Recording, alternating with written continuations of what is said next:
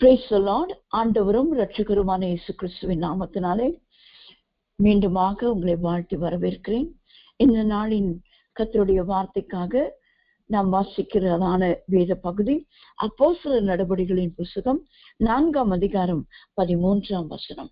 அப்போஸ்தலர் நடபடிகளின் புஸ்தகம் 4ஆம் அதிகாரம் 13ஆம் வசனத்தை உங்களுக்காக வாசிக்கிறேன்.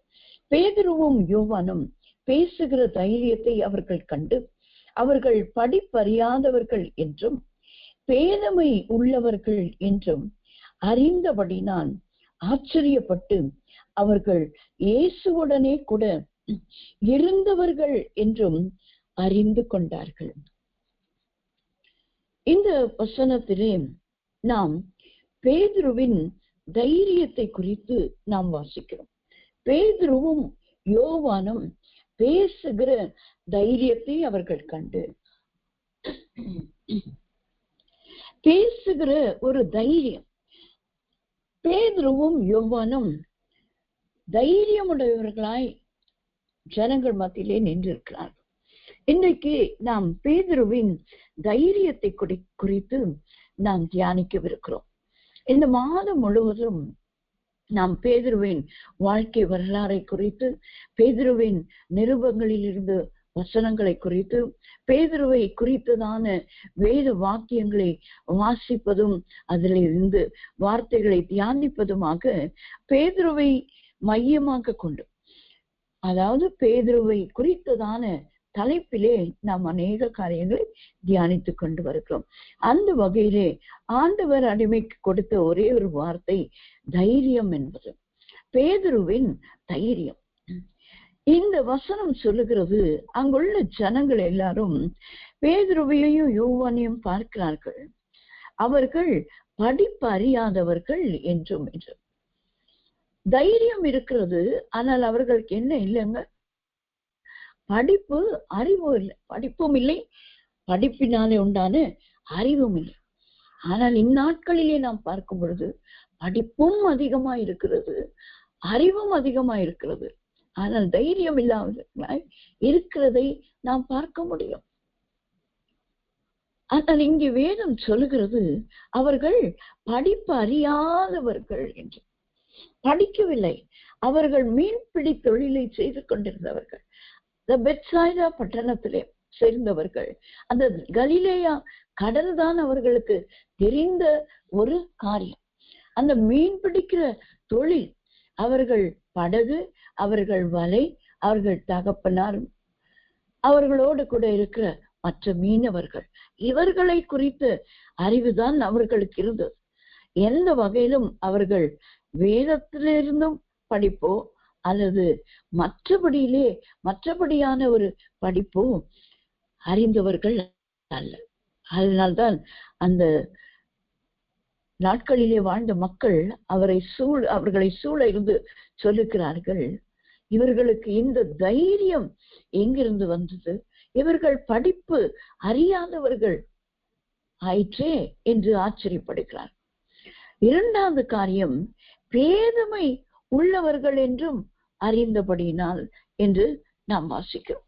பேதமை உடையவர்கள், அவர்கள் பேதைகளாயிருக்கிறார்களே, ஒன்றும் பேச தெரியாமல் ஒரு பேதைகளை போல, ஒரு பைத்தியங்களை போல இருக்கிறார்களே, இவர்களுக்கு எங்கிருந்து வந்தது தைரியம்? இந்த பேதுருவின் தைரியம் படிப்பிலே அல்ல, அவன் படிப்பு அறிவோ அல்லது தான் கற்றுக்கொண்டு அவனுடைய தொழிலின் அறிவோ கூட இல்லை. அவன் பேதையாய்தான் இருந்தான். ஆண்டவருடைய வசனம் சொல்லுகிறது, ஞானிகளை வெட்கப்படுத்தும்படி தேவன் உலகத்தில் பைத்தியமானவைகளை தெரிந்து கொண்டார். பைத்தியமானவைகளை தெரிந்து கொண்டார். பேதைகளை, ஒன்றும் அறியாதவர்களை, அவர்களுக்கு படிப்பில்லை, அறிவில்லை, ஒன்றுமில்லையே, பேதைகளாய் இருக்கிறார்கள். ஆனால் இங்கே என்ன தைரியம் அவர்களுக்கு என்று ஆச்சரியப்பட்டு ஒரு காரியத்தை அங்கே அவர்கள் சொல்லுகிறதை நாம் பார்க்கிறோம். அவர்கள் இயேசுவுடனே கூட இருந்தவர்கள் என்றும் அறிந்து கொண்டார்கள். அவர்கள் முதலாவது அறிந்தது, அவர்களை கண்டவுடனே அவர்கள் படிப்படியாதவர்கள் என்றும் பேதமை உள்ளவர்கள் என்றும் அறிந்தபடியினால் ஆச்சரியப்பட்டார்கள். அவர்கள் பேசுகிறதை பார்த்து ஆச்சரியப்பட்டார்கள். ஆனால் அவர்கள் இயேசுவுடனே கூட இருந்தவர்கள் என்றும் அறிந்து கொண்டார்கள். அதுதான் அவர்களுக்கு கொடுக்கப்பட்ட ஒரு அடையாளம். பேதுருவின் தைரியத்திற்கு கொடுக்கப்பட்ட ஒரு அடையாளம், அவன் இயேசுவுடனே கூட இருந்தவன். அவன் இயேசுவுடனே கூட இருந்தவன். அப்படியானால் இயேசுவுடனே கூட இருக்கிறவர்களுக்கு என்ன காரியங்கள் உண்டு? அதை பேதுரு பெற்றுக்கொண்டதினாலே தானே அவன் தைரியமுடையவனாயிருந்தான் என்று சொல்லி நாம் பார்க்கிறோமே. அப்படியானால் இயேசுவுடனே கூட இருக்கிறவர்களுக்கு கிடைக்கிறதான அனுபவங்கள் என்னவென்று சொல்லி பார்க்கும்போது, நீதிமொழிகளின் புஸ்தகம் 28ஆம் அதிகாரம் முதல் வசனத்தை நாம் வாசிக்கும் பொழுது, நீதிமொழிகள் 28ஆம் அதிகாரம் முதல் வசனம் இவ்வாறாக சொல்லுகிறது: ஒருவனும் தொடராதிருந்தும் துன்மார்க்கர் ஓடி போகிறார்கள், நீதிமான்களோ சிங்கத்தை போல தைரியமாய் இருக்கிறார்கள். நீதிமான்களோ சிங்கத்தை போல தைரியமாய் இருக்கிறார்கள். ஓ, எத்தனை ஆச்சரியமான ஒரு வசனம் இது! நீதிமான்கள் எப்படி இருக்கிறார்களாம்? சிங்கத்தை போல தைரியம். நம்முடைய ஆண்டவராகிய இயேசு கிறிஸ்து யூதராஜ சிங்கம். அந்த சிங்கத்தை பற்றி கொள்ளுகிறவர்கள், அந்த இயேசுவுடனே கூட இருக்கிறவர்கள், யூதராஜ சிங்கமாக இயேசுவுடனே கூட இருக்கிறவர்கள் தான் நீதிமான்களாக இருக்க முடியும். நாம் ரோமருக்கு எழுதின நிருபம் 3ஆம் அதிகாரம் 23ஆம் 24ஆம் வசனங்களை நாம் வாசிக்கும் பொழுது, எல்லாரும் பாவம் செய்து தேவ மகிமையற்றவர்களாகி இலவசமாய் அவருடைய கிருபையினாலே கிறிஸ்து இயேசுவில் உள்ள மீட்பை கொண்டு நீதிமான்கள் ஆக்கப்படுகிறோம். கிறிஸ்து இயேசுவில் உள்ள மீட்பை கொண்டு நீதிமான்கள் ஆக்கப்படும். அப்படியானால் இயேசுவுடனே கூட இருக்கிறவர்கள் நீதிமான்கள் ஆக்கப்படுகிறார்கள். எப்படி நீதிமான்கள் ஆக்கப்படுகிறார்கள்? கிறிஸ்து இயேசுவில் உள்ள மீட்பை கொண்டு, அவர் கிருபையினாலே, அவருடைய கிருபையினாலே. நம்ம எபேசியர் 2ஆம் அதிகாரத்திலே நாம் வாசிக்கும் போது, கிருபையினாலே விசுவாசத்தை கொண்டு ரட்சிக்கப்பட்டீர்கள், இது உங்களால் ஆனதல்ல, இது தேவனுடைய ஈவு. அப்படியானால் தேவன் யார் மேல் கிருபையாய் இருக்க சித்தமுள்ளவராய் இருக்கிறாரோ அவர் மேல் கிருபையாய் இருக்கிறார். யார் மேல் இரக்கமாய் இருக்க சித்தமாய் இருக்கிறாரோ அவர்கள் மேல் இரக்கமாய் இருக்கிறார். அப்படி இரக்கம் பெற்ற கிருபை நிறைந்த ஜனம்தான் நீங்களும் நானும். இந்த பூமியிலே நாம் ஒருவேளை இந்த அப்போஸ்தலர்களைப் போல, இந்த பேதுருவை போலதான் ஒரு பேதையாய் நாம் இருக்கலாம், அறிவில்லாமல் இருக்கலாம், படிப்பும் கூட இல்லாமல் கூட இருக்கலாம். இன்றைக்கும் இருக்கிறார்களா? இருக்கலாம். ஆனால் கிருபையினாலே அவருடைய மீட்பை நாம் பெற்றிருப்போமானால் நாம் நீதிமான்கள் ஆக்கப்படுகிறோம். எத்தனை பெரிய பாக்கியத்தை கர்த்தர் நமக்கு கொடுத்திருக்கிறார். கிறிஸ்து இயேசுவினாலே, அவருடைய மீட்பினாலே, அவருடைய ரட்சிப்பினாலே, அவருடைய கிருபையினாலே நாம் ரட்சிக்கப்பட்டவர்களாய் நீதிமான்கள் ஆக்கப்படுகிறோம். இந்த பேதுரு அவ்வளவு காலம் ஆண்டவராக இயேசு கிறிஸ்துவின் உயிர்த்தெழுதலுக்கு பிற்பாடும் கூட பேதையாகவும் கோழையாகவும் பயந்த சுவாபமுடையவராகவும் தான் இருந்தார். ஆனால் பரிசுத்த ஆவியினாலே நிரப்பப்பட்ட போது, அந்த அப்போஸ்தலர் 2ஆம் அதிகாரத்துக்கு பிற்பாடு பேதுருவின் வாழ்க்கையை நாம் பார்க்கும் பொழுது அந்த தைரியம் வித்தியாசமான ஒரு தைரியமாய் இருந்தது. முன்பும் சுவிசேஷங்களிலும் நாம் அவரை முந்தினவன் பேதுரு என்று சொல்லிதான் வேதத்திலே வாசிக்கிறோம். அப்போஸ்தலர்களில் முந்தினவன் ஆகிய பேதுரு என்று அப்போஸ்தலர் சுவிசேஷங்களிலே நாம் வாசிக்கிறோம். இப்ப முந்திக் கொண்டார் அநேக காரியங்களில. எல்லாரும் அமைதியா இருக்கும்போது அவர்தான் முந்திக் கொண்டார். எல்லாரும் என்னை குறித்து என்ன சொல்லுகிறார்கள் என்று சொல்லும்போது ஒவ்வொருவரும் ஒவ்வொன்று சொல்லுகிறார்கள். ஆனால் முந்திக் கொண்டு நீங்கள் என்ன சொல்லுகிறீர்கள்? சிலர் தீர்க்கதரிசி என்கிறார்கள், யோவான் ஸ்நானகன் என்று சொல்லுகிறார்கள். ஆனால் நீங்கள் என்ன சொல்லுகிறீர்கள் என்று சொல்லும்போது உடனடியாக நீர் ஜீவனுள்ள தேவனுடைய குமாரனாகிய கிறிஸ்து என்று சொல்லுகிறார். அதே வண்ணமாய் ஆண்டவராகிய இயேசு கிறிஸ்து கடலின் மேல் நடந்து வரும்போது, ஆண்டவரே நீரே ஆனார். அது வரைக்கும் எல்லாரோடும் பயந்துதான் இருந்தார். ஏதோ ஒரு ஆவி வருகிறதோ, ஆனால் நீரே ஆனால் நானும் நடந்து வருகிறேன். யாருமே கேட்கல, யோவான் கேட்கல. ஆண்டவருடைய மார்பிலே சாய்ந்து கொண்டிருந்த யோவான் கேட்கல. ஆனால் இந்த பேதுருக்கு அந்நாட்களிலேயே தைரியம் இருந்தது. எல்லாருக்கும் தான் தன்னுடைய மரண செய்தியை ஆண்டவர் எப்படி பாடுபட வேண்டும், எப்படி மறிக்க வேண்டும் என்றெல்லாம், எருசலேமுக்கு போகிறோம், இதெல்லாம் மனுஷகுமாருக்கு நடைபெறும் என்று சொல்லும்போது தனியே ஆண்டவரை கூட்டிக் கொண்டு இதெல்லாம் உமக்கு நேரிடக்கூடாது ஆண்டவரே என்று சொல்லுகிறார். இப்படி எல்லாவற்றிலும் முந்தி இருந்தவன் தான் அன்றைக்கும் தைரியமா இருந்தவன். அவனிடத்துல அந்த லீடர்ஷிப் குவாலிட்டியை ஆண்டவர் பார்த்தார். கொஞ்சம் பயமும் இருக்கிறது, ஆனால் தைரியமும் இருக்கிறது. அத கொஞ்சம் தைரியம் என்ன செய்தது?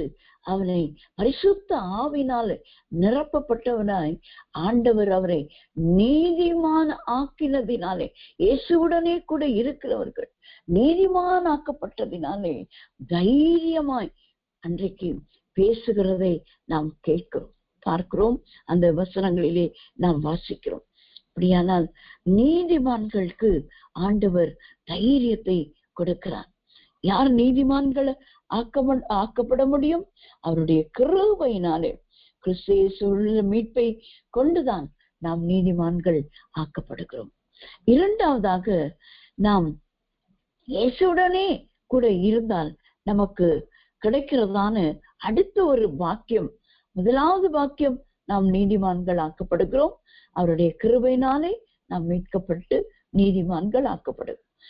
இரண்டாவதாக, எபிரேயர் 10ஆம் அதிகாரம் 20ஆம் வசனத்தை நாம் வாசிக்கும் பொழுது, எபிரேயர் 10:20 நான் உங்களுக்காக வாசிக்கிறேன். அந்த மார்க்கத்தின் வழியாய் நான் முந்தின வசனத்தையும் சேர்த்து வாசிக்கிறேன், அப்பொழுது நமக்கு விளங்கும். 19ஆம் வசனம், ஆகியால் சகோதரரே, நாம் பரிசுத்த ஸ்தலத்தில் பிரவேசிப்பதற்கு இயேசுவானவர் தமது மாம்சமாகிய திரையின் வழியாய் புதிதும் ஜீவனுமான மார்க்கத்தை நமக்கு உண்டு பண்ணினபடியால் அந்த மார்க்கத்தின் வழியாய் பிரவேசிப்பதற்கு அவருடைய இரத்தத்தினாலே நமக்கு தைரியம் உண்டாயிருக்கிறபடினாலே, தைரியம் உண்டாயிருக்கிறது நமக்கு. எதனாலே? ஆண்டவராகிய இயேசு கிறிஸ்துவின் இரத்தத்தினால. அவர் திரையின் வழியாக என்று சொல்லும்போது அவருடைய சரீரமாகிய திரையை கிழித்து கொண்டுதான் அன்றைக்கு தம்முடைய இரத்தத்தை முழுமையாய் சிந்தினதினாலே ஆண்டவர், அதனாலே நாம் கிருபாசன தண்டையிலே நெருங்குவதற்கான ஒரு தைரியத்தை நாம் பெற்றிருக்கிறோம். முதலாவது, இயேசு கிறிஸ்துவோட கூட இருக்கிறவர்கள் நீதிமான்கள் ஆக்கப்படுகிறோம். அவருடைய கிருபையினாலே, அவருடைய மீட்பை கொண்டு நீதிமான்கள் ஆக்கப்படுகிறோம். இரண்டாவது, அவருடைய கிருபாசன தண்டையிலே நெருங்கி வருகிறதுக்கு, அந்த பரிசுத்த ஸ்தலத்தில் பிரவேசிப்பதற்கு நாம் இப்பொழுது வந்திருக்கிறோமே தேவ சன்னிதானத்திற்கு. இதற்கு வருவதற்கு எல்லாராலும் முடியாது. நினைக்கிறவர்கள் எல்லாரும் முடியாது, யோசிக்கிறவர்கள் முடியாது, வர முடியாது. யாராலே வர முடியும்? இந்த அதிகாலை வேளையிலே தட்டி தட்டி எழுப்பினாலும் எழுந்திருக்க முடியாது. ஆனால் அவருடைய இரத்தத்தினாலே நாம் மீட்கப்பட்டோமானா, அவருடைய இரத்தமானது, அந்த இரத்தத்தினாலே நமக்கு என்ன கிடைக்கிறது? ஒரு தைரியம் கிடைக்கிறது. அவருடைய கிருபாசன தண்டிலே தைரியமாய் சேரக்கடவோம் என்று நாம் வாசிக்கிறோமே. எவ்வளவு தைரியமாய் அவருடைய கிருபாசன தண்டிலே, அவருடைய சன்னிதானத்திலே நாம் வருவதற்கான ஒரு தைரியத்தை ஆண்டவர் நம்ம ஒவ்வொருவருக்கும் கொடுக்கிறதை நாம் பார்க்கிறோம். அடுத்ததாக 1 யோவான் 4ஆம் அதிகாரம் 17ஆம் வசனத்தை நாம் வாசிக்கும் பொழுது 1 யோவான் 4:17 நியாய தீர்ப்பில் நாளிலே நமக்கு தைரியம் உண்டாயிருக்கத்தக்க அன்பு நம்மிடத்தில் பூரணப்படுகிறது. ஏனென்றால் அவர் இருக்கிற பிரகாரமாக நாமும் இவ்வுலகத்தில் இருக்கிறோம். அன்றைக்கு இயேசுவுடனே கூட சீஷர்கள் இருந்தார்கள், பேதுரு இருந்தார் என்பதை அப்போஸ்தலர் நடபடிகளின் புஸ்தகத்திலே ஜனங்கள் அதை அறிந்திருந்தார்கள். ஏன் அறிந்திருந்தார்கள்? அவர் முதலாவது தேவனுடைய கிருபையினாலே மீட்கப்பட்ட ஒரு நீதிமானாய் இருந்தார். இரண்டாவது அவருடைய இரத்தத்தினால் அந்த தைரியத்தோடு கூட தேவ சமூகத்திலே நின்று தேவ வார்த்தையை அங்கே பிரசங்கித்தார். மூன்றாவதாக இங்கே நாம் வாசிக்கிறோம், நியாய தீர்ப்பு நாளிலே தைரியம் உண்டாயிருக்கிறதற்காக அன்பு நம்மிடத்தில் பூரணப்பட்டிருக்கிறது. ஏனென்றால் அவர் இருக்கிற பிரகாரமாக நாம் இவ்வுலகத்தில் இருக்கிறோம். அன்றைக்கு இயேசுவோடே கூட இருந்தார் பேதுரு. ஆனால் இப்பொழுது இயேசு அவர்களோடு கூட இல்லை. ஆனாலும் ஜனங்கள் என்ன சாட்சி சொல்லுகிறார்கள்? இவர்கள் படிப்பறியாதவர்கள், பேதமை உடையவர்கள், ஆனால் இயேசுவோடு கூட இருந்தவர்கள் என்பதையும் அறிந்திருந்தார்கள் என்று எழுதப்பட்டிருக்கு. அப்படியானால் இந்த வசனம் சொல்லுகிற வண்ணமாய் யோவான் இந்த நிருபத்திலே எழுதுகிறான், அவர் இருக்கிற பிரகாரமாக நாமும் இவ்வுலகத்தில் இருக்கிறோம். நியாய தீர்ப்பு நாளிலே நமக்கு ஒரு தைரியம் உண்டாகும். அங்கே போய் நிற்பதற்கு ஒரு தைரியம். அதற்கு இந்த பூமியிலே நமக்கு வேண்டியது என்ன? அன்பு நம்மிடத்தில் பூரணப்பட்டிருக்க வேண்டும். அன்பு எல்லாரிடத்திலும் இருக்குதுங்க. தாய்க்கு தாய் அன்பு உண்டு, தகப்பனுக்கு தகப்பனின் அன்பு உண்டு, பிள்ளைகளுக்கு பெற்றோர் கனப்படுத்துகிற பிள்ளைகளின் அன்பு உண்டு, போதகருக்கு விசுவாசிகள் மேல் அன்பு உண்டு, விசுவாசிகளுக்கு போதகர் மேல் அன்பு உண்டு, ஆசிரியர்களுக்கு மாணாக்கர் மேல் அன்புண்டு, மாணாக்கருக்கு ஆசிரியர் மேல் அன்புண்டு, வைத்தியருக்கு பேஷண்ட்ஸ் மேலே அன்பு உண்டு, பேஷண்ட்ஸுக்கு நோயாளிகளுக்கு வைத்தியர் மேலே நம்பிக்கையும் அன்பும் உண்டு. இதெல்லாம் உண்டு. ஆனால் அன்பு நம்மிடத்திலே பூரணப்பட்டிருக்கிறதாம். அந்த அன்பு எப்படி பூரணப்படும்? பூரணத்திலே அன்பிலே பூரணப்பட்ட தேவகுமாரனாகிய கிறிஸ்துவின் இடத்திலிருந்துதான் நமக்கு அந்த அன்பு வரும்போது அந்த அன்பு நம்மிடத்திலே பூரணப்படும் என்பதை நாம் அறிந்திருக்க வேண்டும். ஆகையால் தான் ஏனெனில் என்று எழுதப்பட்டிருக்கு. அன்பு நம்மிடத்தில் பூரணப்படுகிறது. ஏனெனில் அவர் இருக்கிற பிரகாரமாக நாமும் இவ்வுலகத்தில் இருக்கிறோம். எப்படிங்க அவர் இருக்கிற பிரகாரமாக? அவர் பரலோகத்தில் இருக்கிறாரே, நாம் இந்த பூலோகத்தில் இருக்கிறோமே. ஆனால் அவர் பரலோகத்திலிருந்து பொழிகிற அந்த அன்பு நம்மேல் பொழியப்பட்டு அது பூரணப்பட்டு இருக்குமானால் அந்த அன்பு நம்மை எப்படி வெளிப்படுத்தும்? இயேசுவானவரை நமக்குள்ளே இருக்கிறதை வெளிப்படுத்தும். இவர்கள் இயேசுவுடனே கூட இருந்தவர்கள் என்று அறிந்திருந்தார்கள் என்று எழுதப்பட்டது. அன்பு பூரணப்பட்டிருக்கும் போது நியாய தீர்ப்பு நாளுக்கு கூட போய் நிற்பதற்கு தைரியம் வருமா? ஆகையால் தான் அப்போஸ்தலனாகிய பேதுருதான் அந்த கேள்வியும் கூட கேட்கிறார். ஆண்டவரே, நாங்கள் எல்லாவற்றையும் விட்டு உமக்கு பின் வந்தோமே, எங்களுக்கு என்ன கிடைக்கும்? மாம்சத்துல இருந்த ஒரு மனுஷன் தானே, நாமும் இன்றைக்கு நினைக்கிறோம் தானே, என்ன கிடைக்கும்? ஏதாவது ஒரு கூலி கிடைக்குமா? என்ன கிடைக்கும்? நாங்க எல்லாத்தையும் விட்டுட்டோம். ஆண்டவரே, நீர் எங்கே போறீரோ அங்கே வருகிறோம். நீர் மலைக்கு போனால் மலைக்கு வருகிறோம், வனாந்திரத்துக்கு போனால் வனாந்திரத்துக்கு வரும். நீர் கலிலேயா போனால் கலிலேயாவுக்கு வருகிறோம். நீர் எந்த தேசத்துக்கு சமாரியாவுக்கு போனால் சமாரியாவுக்கு வருகிறோம். எல்லா இடத்துக்கும் நாங்க வருகிறோம்.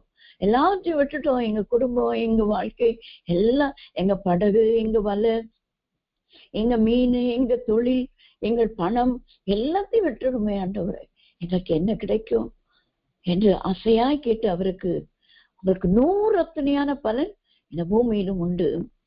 எங்க மகிமையிலே என்னோட கூட 12 கோத்திரங்களை நியாயம் விசாரிப்பேன். என்ன ஒரு ஆசீர்வாதம் பாருங்க. 12 கோத்திரத்தாரை நியாயம் விசாரிக்கிற ஒரு நியாய தீர்ப்பின் நாளின் தைரியத்தை பேதுருவுக்கு அன்றைக்கே அவர் ஊட்டி கொடுத்து விட்டார். இயேசுவானவரோட கூட நடந்த ஒரு மனுஷர் கொஞ்சம் கோழையாக தான் இருந்தார். ஆனால் அன்றைக்கு ஆண்டவர் இந்த தைரியங்களை அவர் இருக்கும் போதே பேதுருவுக்கு ஊட்டி ஊட்டி கொடுத்து விட்டார்.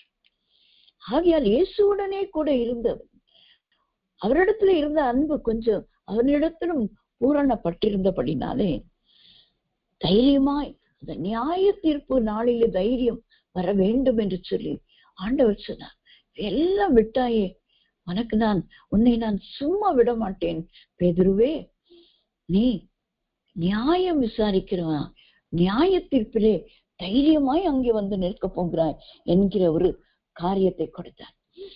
நமக்கும் ஆண்டவர் வெளிப்படுத்தின விசேஷத்துல சொல்லுகிறாரே, ஜெயம் கொள்ளுகிறவன் என்னோட கூட என்னுடைய சிங்காசனத்துல. என்ன ஒரு கிருபைகள் பாருங்க, ஆண்டவர் கொடுக்கிற கிருபைகள். வெளிப்படுத்தின விசேஷம் 3ஆம் அதிகாரம் 21ஆம் வசனம், நான் ஜெயம் கொண்டு என் பிதாவினுடைய சிங்காசனத்தில் அவரோட கூட உட்கார்ந்தது போல ஜெயம் கொள்ளுகிறவன் எவனோ அவனும் என்னுடைய சிங்காசனத்தில் என்னோட கூட உட்காரும்படி அருள் செய்வேன். ஓ ஷாபாலாதிக்க பராபா, எத்தனை பெரிய கிருபை பாருங்க. 12 கோத்திரத்தை நியாயம் தீர்க்கிறதுக்கு பேதுருவுக்கு ஆண்டவர் தைரியத்தை ஊட்டினார். நமக்கு என்ன தைரியத்தை கொடுக்கிறாருங்க? என்னோட கூட என்னுடைய சிங்காசனத்திலே ஜெயம் கொள்ளுகிறவர்களுக்கு, இந்த உலகத்தை ஜெயிக்க, உலக இச்சைகளை, உலக ஆசாபாசங்களை, உலகத்துக்குரிய எல்லாவற்றையும் சிலுவையிலே அறைந்து விடுகிறவர்களுக்கு, எல்லாவற்றிலும் ஜெயம் எடுக்கிறவர்களுக்கு ஆண்டவர் கொடுக்கிற ஒரு பெரிய பாக்கியம். நமக்கு நியாய தீர்ப்பின் நாளிலே நாம் போய் அந்த வரிசையிலே கை கட்டி கொண்டு, ஆண்டவர் எனக்கு என்ன நியாயம் விசாரிக்க போகிறார், என்ன நியாயம் கொடுக்க போகிறார், நான் நரகத்துக்கா பரலோகத்துக்கா என்று அங்கு போய் நாம் நிற்க வேண்டிய அவசியம் இல்லைங்க. அதுதான் அன்பு பூரணப்பட்டவர்களுக்கு நியாய தீர்ப்பின் நாளிலே நிற்கிறதற்கான தைரியத்தை ஆண்டவர் கொடுக்கிறார். அதைதான் ஆண்டவர் சொல்லுகிறார்.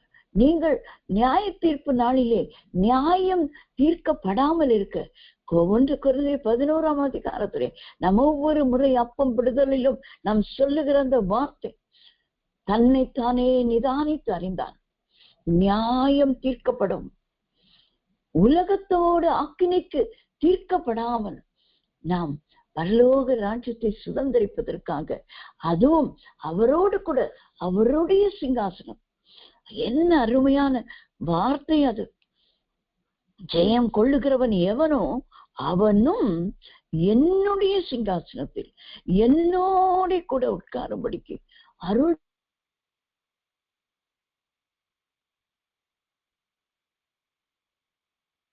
எனக்கு வேண்டுமாங்க. இந்த உலகத்துல எவ்வளவோ பரிசு பொருட்களை நாம் இந்த உலகத்திலே பெற்றுக் கொடுக்கிறோம். அவருடைய ரட்சிப்பு ஒரு பெரிய பரிசு என்று வேதம் சொல்லுகிறது. It's a gift from God.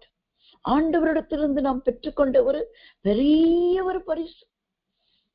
அந்த பெரிய பரிசை காட்டிலும் ரட்சிக்கப்பட்டவர்கள், அன்பிலே பூரணப்பட்டவர்களுக்கு ஆண்டவர் கொடுக்கிற ஒரு பெரிய பரிசு பாருங்களேன்.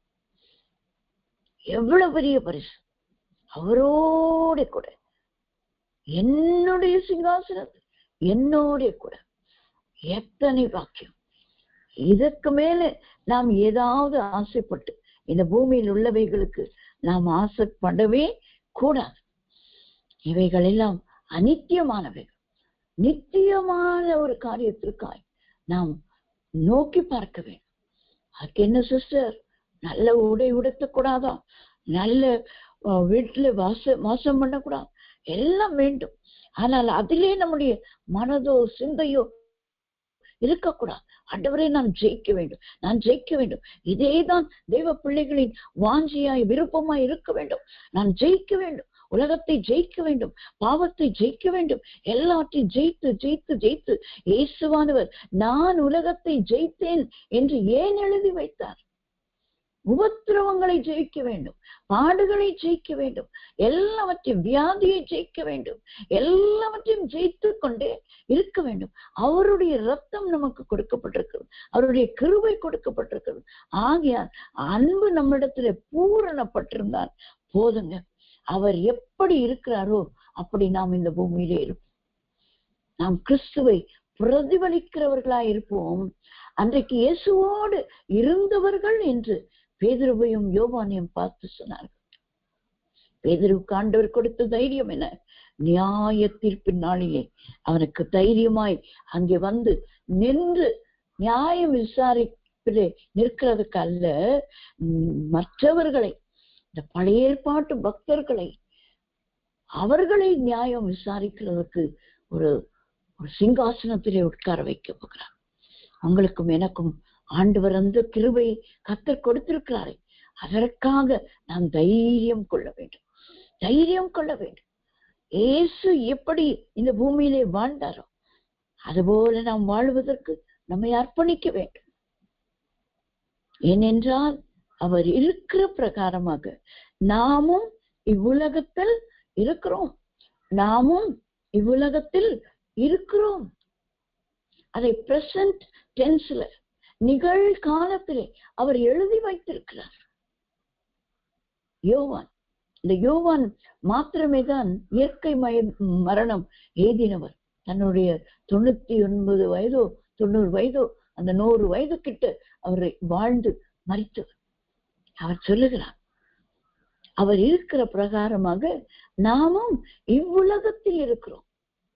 பரலோகத்துக்கு போன அவரை போல இருப்போங்க, ஆனால் இவ்வுலகத்திலும் நாம் இருக்க வேண்டும். அதைதான் 1 யோவான் 3ஆம் அதிகாரத்திலே சொல்லும்போது, நாம் இப்பொழுது பிள்ளைகளா இருக்கிறோம், ஆனால் அவர் வெளிப்படும் போது அவரை போல நாம் அவரை தரிசிப்பதினால் அவருக்கு ஒப்பாயிருப்போம், அவருக்கு ஒப்பாயிருப்போம்.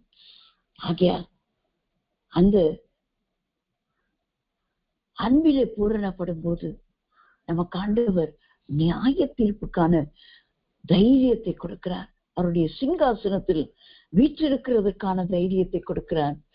நாம் ஜெயம் கொள்ளும் போது அவர் இருக்கிற பிரகாரமாக அவர் எப்படி இந்த பூமியிலே இருந்தாரோ அதே போல நாம் இவ்வுலகத்தில் இருக்கிறோம். அவர் மாம்சத்திலே இருந்த போது எப்படி இருந்தாரோ அதே போல அவரை போல நன்மை செய்கிறவர்களாய் சுற்றி தெரிய வேண்டும். பரிசுத்த ஆவியினாலும் வல்லமையினாலும் நிறைந்தவர்களாய் பிசாசின் பிடியில் இருக்கிறவர்களை குணப்படுத்த வேண்டும், வியாதியா இருக்கிறவர்களை குணப்படுத்த வேண்டும், ஏழை எளியவர்களுக்கு உதவி செய்ய வேண்டும், ஆகாரம் இல்லாதவர்களுக்கு ஆகாரம் கொடுக்க வேண்டும், வஸ்திரம் இல்லாதவர்களுக்கு வஸ்திரம் கொடுக்க வேண்டும், சிறைச்சாலையில் இருக்கிறவர்களை விசாரிக்க வேண்டும், வியாதியா இருக்கிறவர்களை விசாரித்து அவர்களுக்கு உதவி செய்ய வேண்டும். இவைகள் எல்லாம் நாம் செய்யும் போது நாம் அவர் இருக்கிற பிரகாரமாய் இந்த பூமியிலே இருப்போம். இயேசுவுடனே கூட இருக்கிறவர்களுக்கு அந்த அன்பு பூரணப்பட்டிருக்கிறது என்பதை நாம் அறிந்து கொள்ள முடியும்.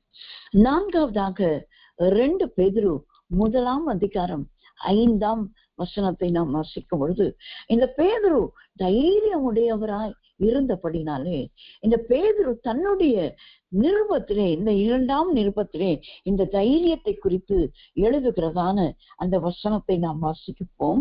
2 பேதுரு 1ஆம் அதிகாரம் 5ஆம் வசனம். இப்படி இருக்க நீங்கள் அதிக ஜாக்கிரதை உள்ளவர்களாய் உங்கள் விசுவாசத்தோட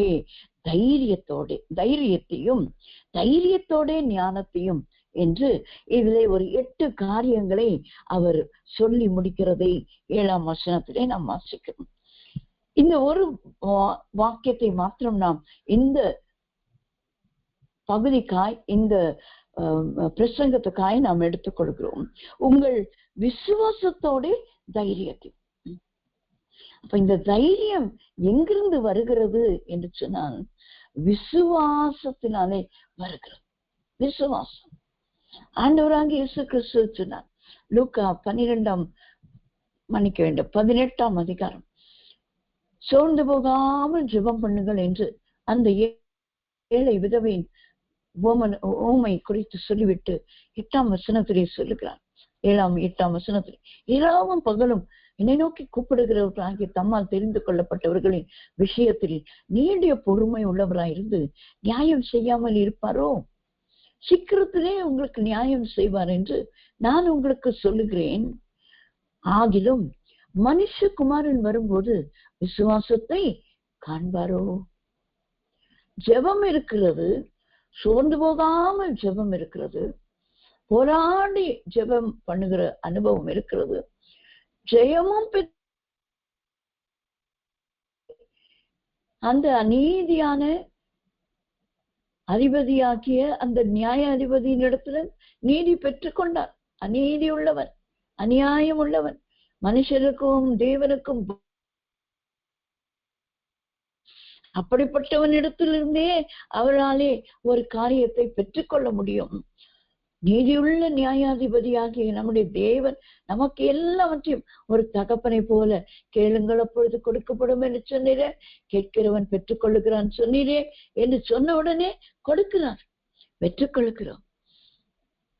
அது அல்ல விசுவாசம், அது அல்ல விசுவாசம். நான் எல்லாவற்றையும் பெற்றுக்கொண்டேனே என்பது விசுவாசம் அல்ல. சோர்ந்து போகாமல் இன்னும் பெற்றுக்கொள்ளாதவைகளுக்காக நான் விசுவாசிக்கிறேனா? பெற்றுக்கொண்டேன் என்பதற்காக மட்டுமல்ல, அவர் வரும் வரையில எனக்கு வருகிற போராட்டம், வியாதி, வேதனை, சண்டை, சச்சரவு எல்லாவற்றிலும் கடைசி வரைக்கும் நாம் நிலைத்திருந்து ஜெயிக்க வேண்டும். அதற்குதான் இங்கே அப்போஸ்தலனாகிய பேதுரு எழுதுகிறார், விசுவாசத்தோட நீங்க தைரியத்தை இதெல்லாம் கூட்டி வழங்குங்கள் என்று எழுதுகிறார். 7ஆம் வசனம் எப்படி முடிகிறது? சகோதர சிநேகத்தோட அன்பையும் கூட்டி வழங்குங்க. எல்லாம் கூட்டி ஒவ்வொன்றா பிளஸ் பண்ணுங்க, ஆட் பண்ணுங்க. முதல் அடிஷன் எது? முதல் கூட்ட வேண்டிய காரியம் என்ன? விசுவாசத்தோட தைரியம். அப்ப ஒரு மனுஷனுக்கு, ஒரு மனுஷிக்கு, ஒரு தேவ பிள்ளைக்கு, உலக மனுஷர் அல்ல, தேவனை விசுவாசித்து இயேசுவோட கூட இருந்தவர்களுக்கு தைரியம் எதனால வந்தது என்று சொன்னால் விசுவாசத்தோட தைரியம். அந்த விசுவாசம் அதிலே கலந்திருந்தபடினாலே, அதிலே கூட்டி கொடுக்கப்பட்டபடினாலே அதிலே அந்த தைரியம் இருந்ததை நாம் பார்க்க முடியும். விசுவாசத்தோட தைரியம். யூதாவின் நிருபம் 3ஆம் வசனத்தை நாம் வாசிக்கும் பொழுது, மன்னிக்க வேண்டும், ஸ்தோத்திரம். 3ஆம் வசனம், பிரியமானவர்களே, பொதுவான ரட்சிப்பை குறித்து உங்களுக்கு எழுதும்படி நான் மிகவும் கருத்துள்ளவனாய் இருக்கிறேன். பரிசுத்தவான்களுக்கு ஒரு விசை ஒப்புவிக்கப்பட்ட விசுவாசத்திற்காக நீங்கள் தைரியமாய் போராட வேண்டும் என்று உங்களுக்கு எழுதி உணர்த்துவது எனக்கு அவசியமாய் கண்டது. யாருக்கு இந்த நிருபம் எழுதப்பட்டது தெரியுங்களா? இந்த யூதா ஆண்டவராகிய இயேசு கிறிஸ்துவின் சகோதரன் என்று சொல்லப்படுகிறது. இந்த யூதா எழுதுகிற நிருபம் இயேசு கிறிஸ்துவனுடைய ஊழியக்காரனும் யாக்கோபினுடைய சகோதரனுமாயிருக்கிற யூதா பிதாவாகிய தேவனாலே பரிசுத்தமாக்கப்பட்டவர்களும் இயேசு கிறிஸ்துவினாலே காக்கப்பட்டவர்களுமாகிய அழைக்கப்பட்டவர்களுக்கு எழுது. இது ஒரு பொதுவான எல்லாருக்கும் எழுதுகிற ஒரு நிருபம் அல்ல. பிதாவாகிய தேவனாலே பரிசுத்தமாக்கப்பட்டவர்களுக்கும் இயேசு கிறிஸ்துவினாலே காக்கப்பட்டவர்களும் ஆகிய அழைக்கப்பட்டவர்கள். இன்று அழைக்கப்பட்டவர்களாய் இந்த கூட்டத்திற்கு வந்திருக்கிற நமக்கு ஆண்டவர் சொல்லுகிற வார்த்தை இது. நான் பொதுவான ரட்சிப்பை குறித்து தான் உங்களுக்கு எழுத வேண்டும் என்று இருந்தேன். ஆனால் பரிசுத்தவான்களுக்கு ஒரு விசை ஒப்புவிக்கப்பட்ட விசுவாசத்திற்காக நீங்கள் தைரியமாய் போராட வேண்டும் என்று உங்களுக்கு எழுதி உணர்த்துவது எனக்கு அவசியமாய் கண்டது. இவர் சில கடைசி கால அடையாளங்களை குறித்து இந்த நிருபத்திலே எழுதுகிறார். இது 25 வசனங்களே கொண்ட ஒரே ஒரு அதிகாரமாக இருந்தாலும் பழைய ஏற்பாட்டின் காலத்திலிருந்து இதுவரையிலும் இனி வரப்போகிற கிறிஸ்துவின் வருகை மட்டும் எப்படி தேவ ஜனங்கள், அதுதான் அவர் எழுதினாரே, தேவனாலே பரிசுத்தமாக்கப்பட்டவர்கள், இயேசு கிறிஸ்துவினால் காக்கப்பட்டு அழைக்கப்பட்டவர்களாகிய உங்களுக்கு தான் இதை எழுதுகிறேன் என்று சொன்னாரே. இதை வாசிக்கும் பொழுது ஆரம்பம் முதல் கடைசி வரைக்கும் கர்த்தராகிய இயேசு கிறிஸ்துவின் வருகையிலே கொண்டு போய் நிறுத்துகிறதை நாம் பார்க்கிறோம். இன்னைக்கு கர்த்தருடைய வருகையிலே காணப்படுவதற்காய் ஏங்கி ஏங்கி ஏங்கி தவித்து கொண்டு காத்து கொண்டு இருக்கிறோமே. நமக்கு ஆண்டவர் சொல்லுகிற காரியம் என்ன? இந்த பரிசுத்தவான்களுக்கு ஒரு விசைதான் ஒப்புவிக்கப்பட்டிருக்கிறது, விசுவாசம். ஒரே ஒரு விசைதான், அது மீண்டும் மீண்டும் மீண்டும் கொடுக்கப்படுகிறது அல்லங்க. விசுவாசம் என்பது ஆவியின் ஒரு கனி, ஆவியின் வரம். இந்த வரத்தை ஆண்டவர் ஒரு முறை கொடுத்து விட்டால், இந்த கனியை ஆண்டவர் ஒரு முறை கொடுத்து விட்டால், இது தினந்தோறும் கனி கொடுத்து கொண்டே இருக்க வேண்டும். தினந்தோறும் விசுவாச வாழ்க்கை. இன்றைக்கு ஆண்டவர் எனக்கு அற்புத சுகத்தை கொடுத்தார், நாளைக்கு கொஞ்சம் பெரிய வியாதி வரும்போது கொடுப்பாரோ கொடுக்க மாட்டாரோ? அல்ல அல்ல அல்ல, இது ஒரே விசை ஒப்புவிக்கப்பட்ட விசுவாசம். அது பரிசுத்தவான்களுக்கு. ஆனால் இதை கருத்துள்ளவனாய், இதை எழுதுவதற்கு கருத்துள்ளவனாய் இருக்கிறேன் என்று எழுதுகிறார். பரிசுத்தவான்களுக்கு ஒரே ஒரு விசைதான் ஒப்புவிக்கப்படுகிறது, இந்த விசுவாசம். அந்த விசுவாசத்திற்காக என்ன செய்ய வேண்டுமாம்? தைரியமாய் போராட வேண்டுமாம். இத்தனை இந்த 3 காரியங்கள் எளிதாய் இருந்தது, எளிதாய் இருந்தது. ஏன்? நாம் கிறிஸ்து இயேசுவினாலே, அவராலே, அவருடைய கிருபையினாலே நாம் மீட்கப்பட்டு நீதிமான்கள் ஆக்கப்பட்டு விட்டோம். அதனாலே இயேசுவுடனே கூட இருக்கிறவர்கள் நான் நீதிமான் என்று நான் அறிக்கை செய்ய முடியும், ஜனங்கள் அறிந்து கொள்ள முடியும். அடுத்தது 10 எபிரேயர் 10:20 நாம் வாசித்த போது, ஆண்டவருடைய கிருபாசனத்திலே நெருங்குவதற்கு நமக்கு ஒரு தைரியம் அவருடைய இரத்தத்தினாலே கிடைத்திருக்கிறது. அதுவும் மிக சுலபமானது. 1 யோவான் 4:14 நாம் வாசித்தோம்.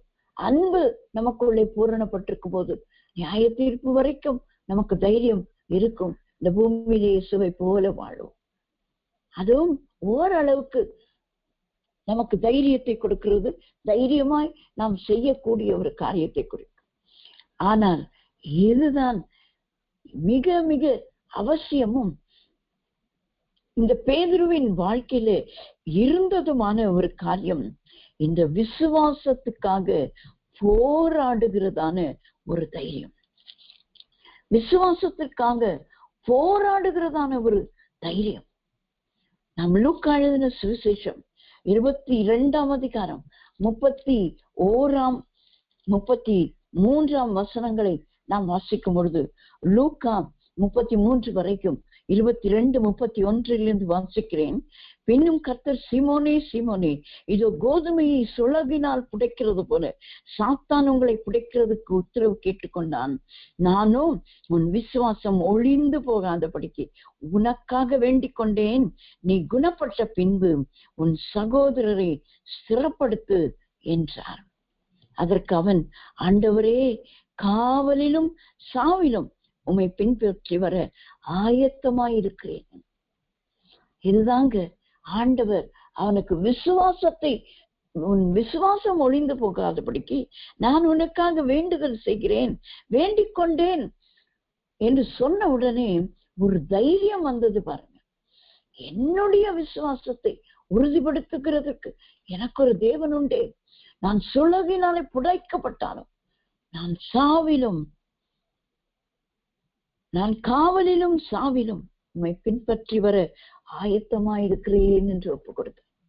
ஆனால் இந்த வார்த்தைகளை சொல்லும் போது ஆண்டவர் அங்கே சொன்னார், நீ இப்பொழுது சொல்லுகிறாய், ஆனால் நீ என்னை 3 முறை மறுதளிப்பாய். ஆனால் மறுதளித்த பேதுருதான் தைரியமாய் அங்கே நின்று பிரசங்கிக்கிறதை நாம் அப்போஸ்தலர் 2ஆம் அதிகாரத்திலும் 4ஆம் அதிகாரத்திலும் நாம் வாசிக்கும் பொழுது, எல்லாரும் அவர் இயேசுவுடனே கூட இருந்தபடினால்தான் இந்த தைரியம் அவருக்கு இருக்கிறது என்பதை அறிந்திருந்தார்கள். இந்த தைரியம் எதனாலே அவருக்கு வந்தது? விசுவாசம் தனக்குள்ளே ஆண்டவர் ஒரு விதையை போல போட்டது மாத்திரமல்ல, நான் உன் விசுவாசம் ஒளிந்து போகாதபடிக்கு உனக்காக வேண்டிக் கொண்டேன். ஆனால் நீ சுலகினாலே சாத்தானாலே புடைக்கப்படுவாய், உனக்கு போராட்டம் அதிகம் இருக்கும் என்பதை ஆண்டவர் தெளிவாய் சொல்லிவிட்டார். யோவான் 21 கடைசி பகுதியை நாம் வாசிக்கும் பொழுது, நீ என்னிடத்தில் அன்பாயிருக்கிறாயா, அன்பாயிருக்கிறாயா, என்னை நேசிக்கிறாயா என்று ஆண்டவர் கேட்டு கேட்டு கேட்டு அவருக்குள்ளே அந்த அன்பை ஊற்றி விட்டு ஆண்டவர் சொல்லுகிறார், நீ இப்பொழுது இளைஞனாய் இருக்கிறாய், நீ உன் அறையை கட்டி கொள்ளுகிறாய், ஆனால் நீ முதிர் வயதாகும் போது வேறொருவன் உன் அறையை கட்டுவான் என்று சொல்லும் போது அது எதை குறிக்கிறது? அது அவனுடைய மரண நாட்களை குறிக்கிறது என்று ஆண்டவரே அதை சொல்லுகிறதை நாம் பார்க்கிறோம். அந்த இடத்துல எழுதப்பட்டிருக்கிறது யோவானாலே. அப்படியானால் அவனுடைய மரண நாட்களிலே தைரியமாய் இருந்ததை நாம் பார்க்கிறோம். அப்படியானால் இந்த நாட்களிலே கர்த்தருக்காய் வாழும்படியாக நாம் வாஞ்சிக்கிறோம். ஆண்டவரே, என்னை உம்மை போல மாற்றும் என்று நாம் பாடல்களை பாடுகிறோம். இயேசுவே, உம்மை போலாக்கும், உம்மை போலாக்கும் என்று பாடி பாடி ஆராதித்து ஆண்டவரை போல மாறுவதற்கு நம்மை அர்ப்பணிக்கிறோம். தவறல்ல. ஆனால் இந்த தைரியத்தை நாம் பெற்றுக்கொள்ள வேண்டும். நீதிமான்கள் ஆக்கப்படுகிற ஒரு தைரியம், அவருடைய ரத்தத்தினாலே அவருடைய கிருபாசன தண்டிலே வருகிறதற்கான ஒரு தைரியம், அன்பு நம்மிலே பூரணப்பட்டிருக்கும் போது நியாய தீர்ப்பிலே அவருடைய சிங்காசனத்திலே அவரோடு கூட உட்கார்ந்து அவரோடு கூட ஆளுகை எல்லாம் நமக்கு வேண்டியது இந்த தைரியத்தோட விசுவாசம். மனுஷகுமாரன் வரும்போது விசுவாசத்தை காண்பாரோ? எல்லாம் இருக்கும், ஜெபம் இருக்கும், பிரசங்கம் இருக்கும், ஆராதனை இருக்கும், பாடல் இருக்கும், எல்லாம் இருக்கும். விசுவாசம் காணாமற் போகும். எங்கிருந்து? அவிசுவாசிகளின் இடத்திலிருந்து இல்லை, விசுவாசிகளிடத்திலிருந்து. அந்த விசுவாசி என்ற பெயர்ல விசுவாசத்தை எடுத்து விட்டான். என்ன பாக்கி இருக்கிறது?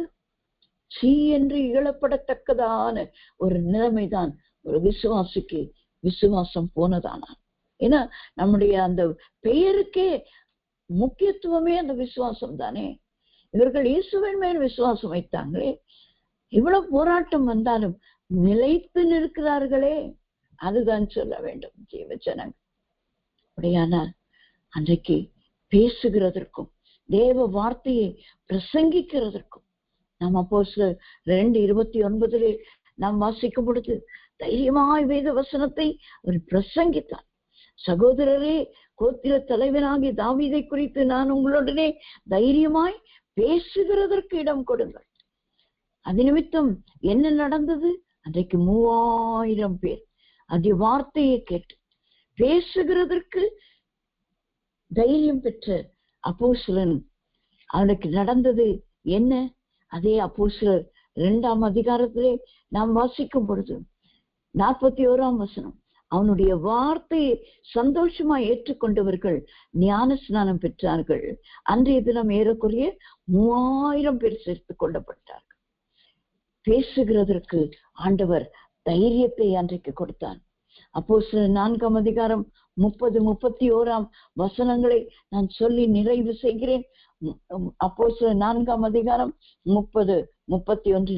உடைய பரிசுத்த பிள்ளையாகிய இயேசுவின் நாமத்தினாலே அடையாளங்களும் அற்புதங்களும் நடக்கும்படி செய்து பிணியாளிகளை குணமாக்கும்படி உம்முடைய கரத்தை நீட்டி உம்முடைய ஊழியக்காரர் உம்முடைய வசனத்தை முழு தைரியத்தோடும் சொல்லும்படி அவர்களுக்கு அனுக்கிரகம் செய்தருளும் என்றார்கள். அவர்கள் ஜெபம் பண்ணின போது அவர்கள் கூடியிருந்த இடம் அசைந்தது.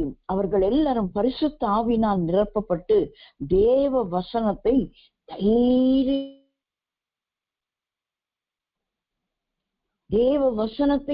தைரியமாய் பேசினார்கள். அதனால என்ன உண்டாயிற்று? 33 கர்த்தராகிய இயேசுவின் உயிர்த்தெழுதலை குறித்த அப்போஸ்தலர்கள் மிகுந்த பலமாய் சாட்சி கொடுத்தார்கள். அவர்கள் எல்லார் மேலும் பூரண கிருபை உண்டாய் அவர்கள் எல்லார் மேலும் பூரண கிருபை உண்டாயிருந்தது. அதுபோல இந்த நாளிலே வந்திருக்கிறதான நம் யாவருக்கும் கர்த்தர் இந்த பேதுருவின் தைரியத்தை நமக்கு தந்தருள்வாராக. அன்று பேசுகிறதற்கு எனக்கு தைரியமாய் பேசுகிறதற்கு எனக்கு இடம் கொடுங்கள் என்று சொல்லி பேசின போது 3000 பேர் ரட்சிக்கப்பட்டார்கள். இங்கே தைரியமாய் தேவ வசனத்தை அவர்கள் பிரசங்கித்த பொழுது அவர்களுக்கு எல்லார் மேலும் பூரண கிருபை உண்டாயிற்று. ஆகிய நாமும் தைரியமாய் தேவ வசனத்தை பேசுவோம். இந்த பூரண கிருபை நமக்கு உண்டாவதாக. நாம் ஜெபிப்போம். எங்களை அதிகமாய் நேசிக்கிறீங்க நல்ல பிதாவே, அருமையான நாளுக்காக உமக்கு ஸ்தோத்திரம். இந்த நாளிலும் நீர் எங்களோடு கூட பேதுருவின் தைரியத்தை குறித்து பேசினீர் ஆண்டவரே.